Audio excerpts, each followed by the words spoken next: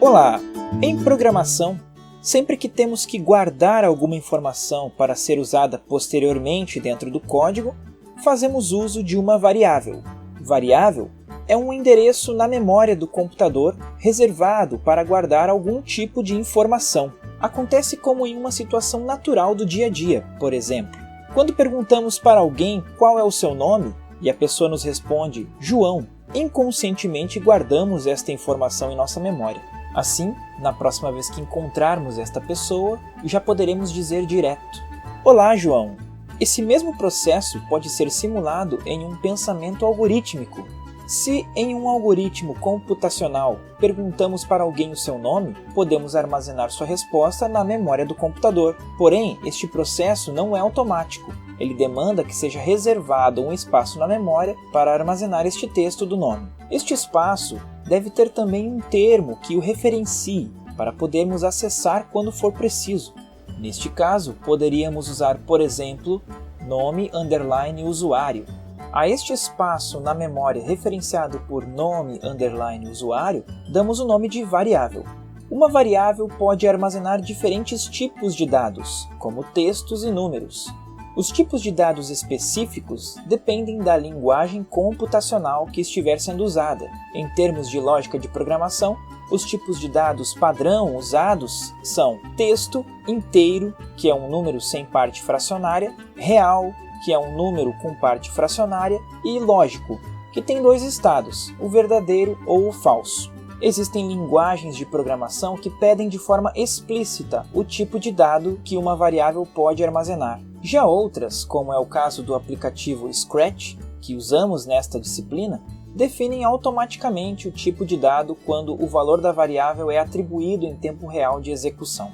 De qualquer forma, seja com definição antecipada do tipo de dado, ou seja com a definição após receber a informação, o computador sempre guarda na memória uma variável com espaço suficiente para trabalhar com um determinado dado.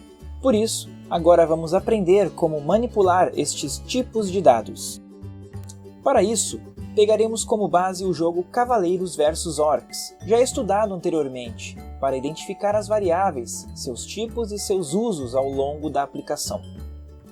Uma das principais regras deste jogo é impedir que o número de cavaleiros seja menor que o número de orcs em qualquer das margens do rio e em qualquer circunstância. Mas como realizar esta comparação dentro do jogo?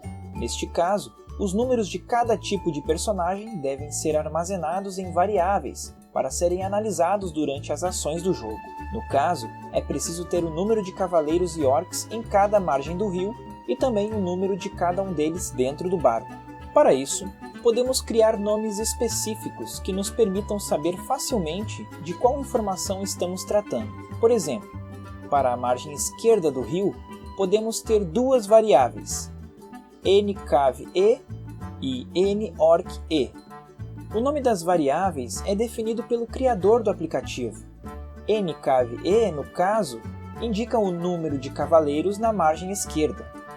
Mas por que não usar o nome número de cavaleiros na margem esquerda?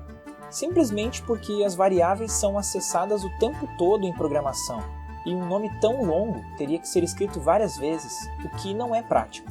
Com relação ao tipo de dados, estas duas variáveis vão armazenar números sem vírgula e, portanto, são do tipo inteiro. Seguindo o mesmo padrão, temos mais duas variáveis, ncavd e norcd, que indicam o número, respectivamente, de cavaleiros e orcs na margem direita. Por fim, o mesmo deve ser feito para saber quantos personagens estão dentro do barco. Neste caso, poderíamos usar as variáveis ncavb e norcb, a fim de mantermos o padrão utilizado. Ao sair com o barco de uma margem, ou então ao chegar a outra margem, a soma dos tipos de personagens do barco com os tipos de personagens da margem deve ser analisada para saber se fere ou não a regra definida para o jogo. Por exemplo, então, ao chegar na margem esquerda do rio com o barco, é preciso comparar se ncave mais ncavb é maior ou igual a norce mais norcb. Se esta comparação resultar como verdadeira, o jogo segue. Caso contrário, temos que informar ao jogador que ele está ferindo a regra do jogo. É importante ressaltar que o valor destas variáveis está sendo alterado o tempo todo dentro do jogo. Por exemplo, imagine que a margem esquerda tenha um cavaleiro e um orc. O barco também tenha um cavaleiro e um orc. E a margem direita também a mesma quantidade, de um cavaleiro e um orc. Se deslocarmos o barco para a margem direita e clicarmos no cavaleiro do barco, ele será levado para a margem direita. Neste caso, NCAV-B, que estava com o valor 1, deve passar a ter o valor 0.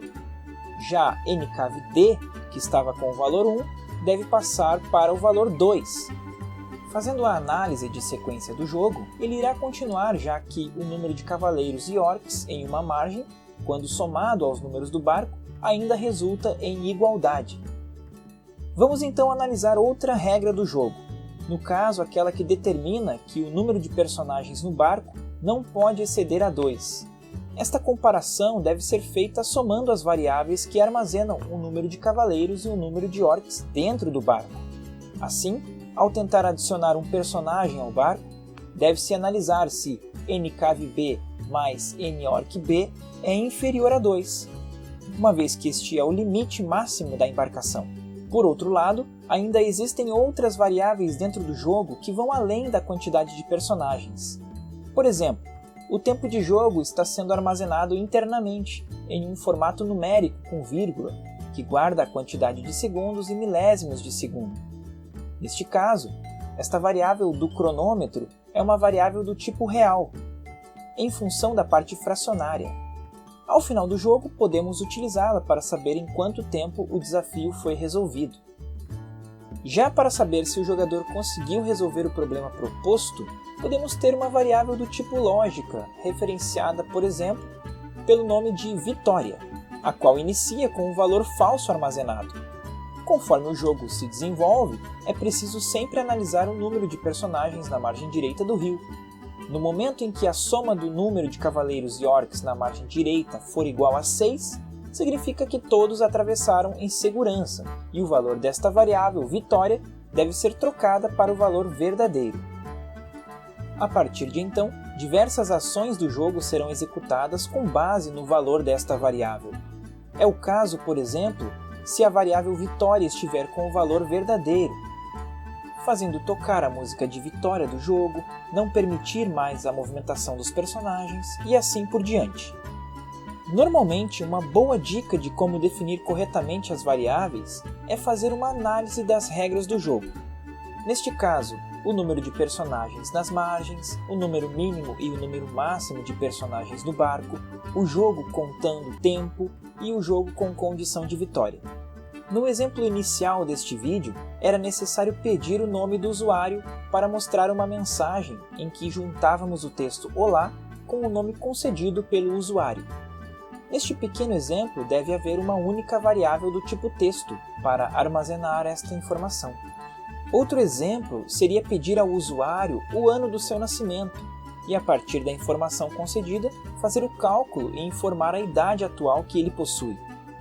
Neste caso, devemos armazenar o ano de nascimento em uma variável do tipo inteiro, que poderia ter o nome ano, e calcular a subtração com o ano atual, armazenando o resultado em outra variável do mesmo tipo, que poderia se chamar idade.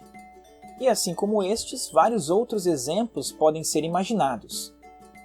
Na seção Mãos à Obra desta semana, temos vários exercícios fazendo uso de variáveis, que serão importantes para a compreensão plena deste conceito fundamental de algoritmos.